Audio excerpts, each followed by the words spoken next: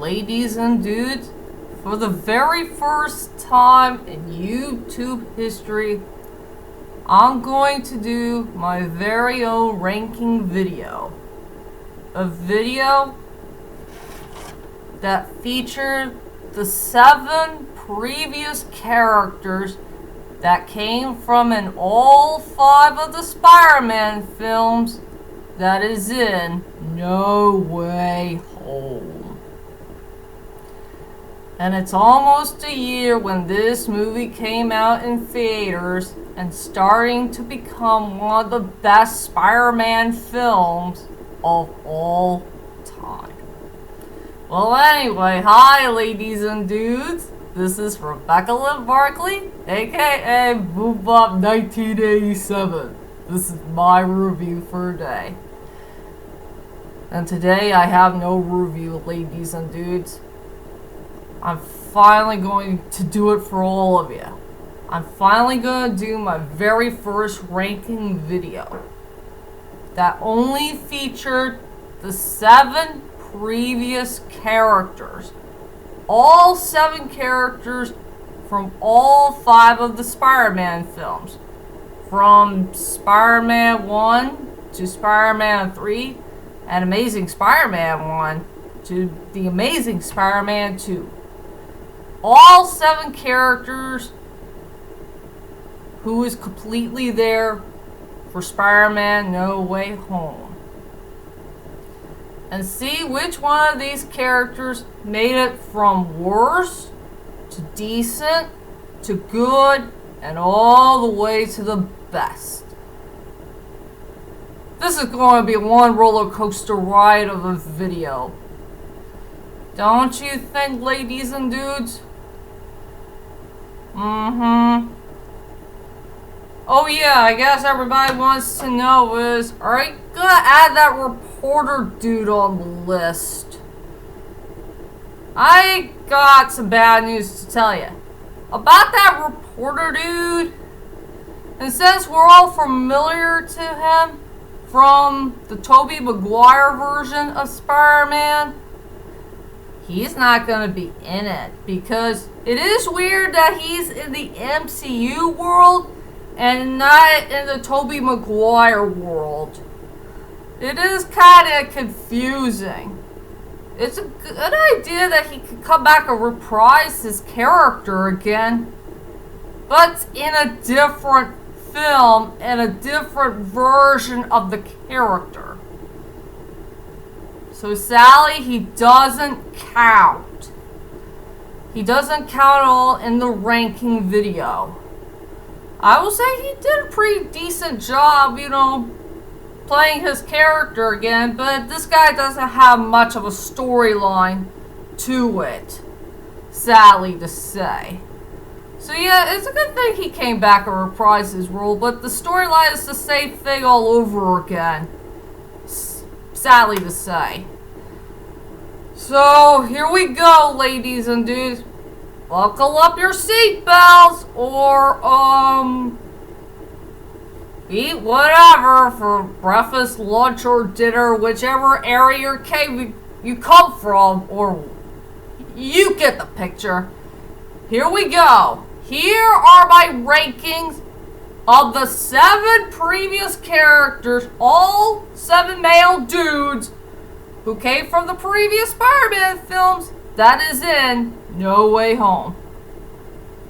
So here we go. Coming at 7th place has to go to the Lizard Man. I will say he's the most weakest character in the whole entire movie. This guy did absolutely nothing in this film. And the reason why he did nothing is he doesn't have much of a storyline. No storyline, that's all about this guy. All he did is he did fought all 3 of the Spider-Man dudes, and that was pretty much it. That's all that he did. And I gotta cut this short for this dude. So yep, in 7th place goes to the Lizard Man. Coming at the 6th place, this will be a heartbreaking thing for us Sandman fans. And Sandman has to go on to 6th place. Another character who had no storyline at all. He doesn't have much of a storyline.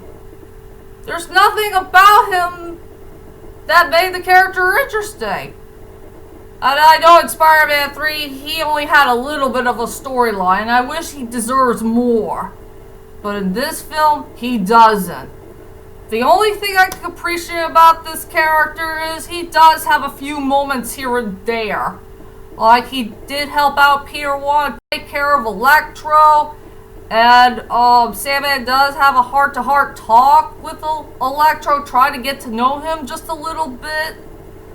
And finding out the truth about the Green Goblin and Dr. Octopus's fates. Sadly, those were the only moments I could find that was really good about Sandman. And he's one of the characters who had failed to redeem himself at the near end of the movie. I'm so sorry. I feel bad for this character. He deserves a little bit more. Sadly to say, he deserves to be at 6th place. People are going to kill me about this one. So for the 5th place goes to the Green Goblin. And I know all of you are going to boo at me for this. I know all of you will. Go ahead and boo me if you wish.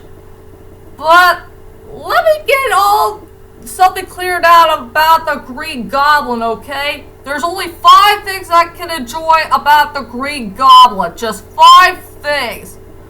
The performance of the role that was portrayed very well from Mr. Will Dafoe, since it's his role after all.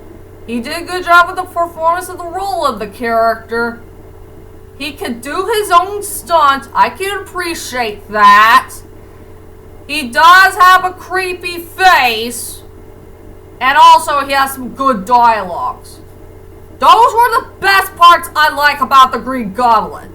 Those were the best parts.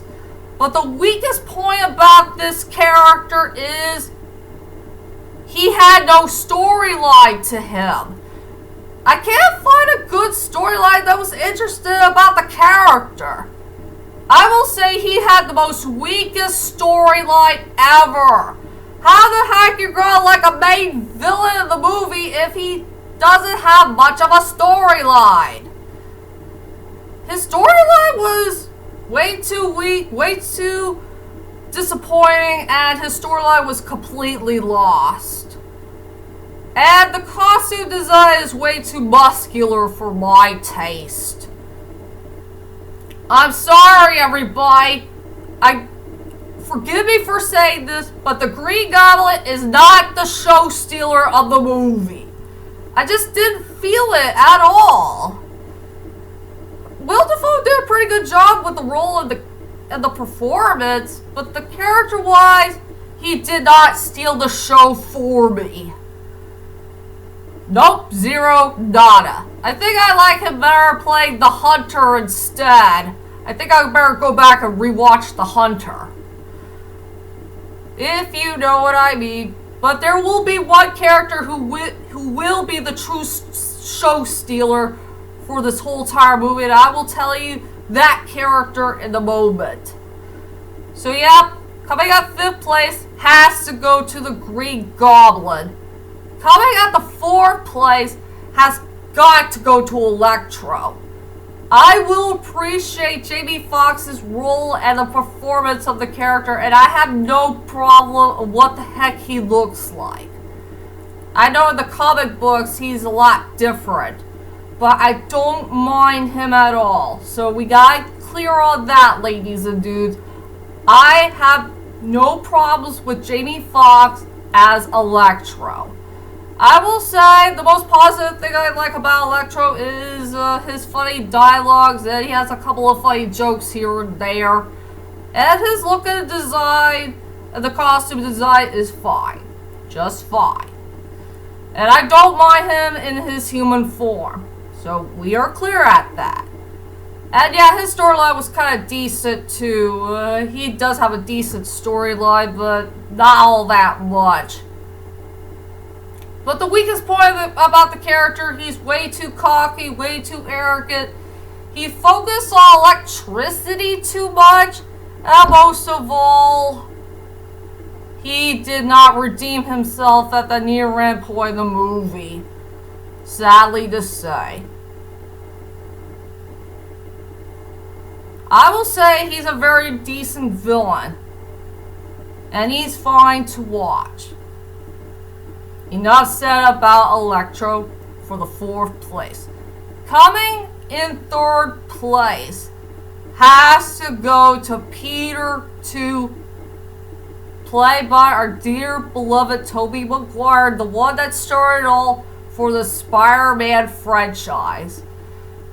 Yes, I love Tobey Maguire so darn much, and he did a pretty good job of nailing his character even to this day. And his storyline is pretty darn good in this movie. He's older, he's wiser, he's such a very good gentleman. He has very good manners. And the most biggest part I love about this character is he became a very good Big Brother's figure to Peter 3 and Peter 1. He started to love those guys very, very much, and he wants to be a good Big Brother's figure to them all the way to the near ends of the movie. And he did have a very good redemption at the near end point of the film. If you know that near ending point of the film, you'll know what I'm talking about. So that's why he deserves to be at 3rd place. Coming at 2nd place goes to Peter 3. The poor guy who gets no respect. But he did show some respect for this film. He's lovable, he's funny, he has fantastic dialogues. He has a long way to go to become a man. He's still like a big kid at heart. He's really the main big kid of out all the 3 Peter Parkers. He's just a fun and lovable guy, and he's trying to give everybody a great time. But yeah, I will say my biggest flaw with this character is he never faces the villains that came from the Tobey Maguire world. Sad thing to say. And yes, he did have a redemption at the near-end point of the movie as well. What else I could say about Peter 3? And that's why he has to be at 2nd place. And finally, for the 1st place. He is the best character in the whole entire movie and the true show stealer in the whole entire film. And the best part I love about this character, he became the only villain who does have a great storyline. And his storyline is all about his journey. A journey when he's hanging on to a brand new world that he had never discovered before. And he is a truly fish out of water.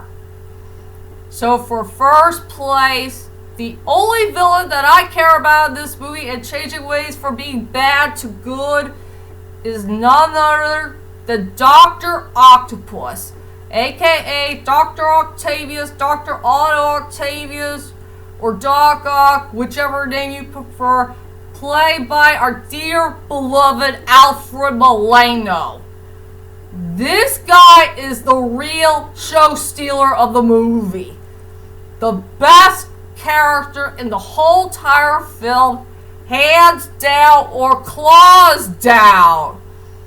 I mean, he blew me away the most.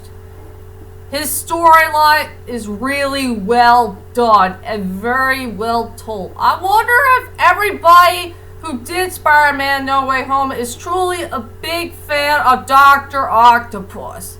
And I'm sure they want to give him the best storyline for one of the most great Spider-Man films of all time. This guy had blew me away the most. And Alfred Molina had truly nailed the character even to this day. His storyline is the all-time best. And I love a character who learns about the MCU world, and he learned it for a short period of time. For 2 whole days and 2 whole days only. And he had one of the best redemption storylines ever in movie history. He redeemed himself in Spider-Man 2, and he redeemed himself again in No Way Home. I love this character to death, and I don't want to say too much about it, and that's why he has to be at first place. The best previous Spider-Man character in all 5 of the Spider-Man films that is in No Way Home. So those are my 7 rankings of all the 7 characters who came from the old Spider-Man films that is in No Way Home. And now it's your turn, ladies and dudes.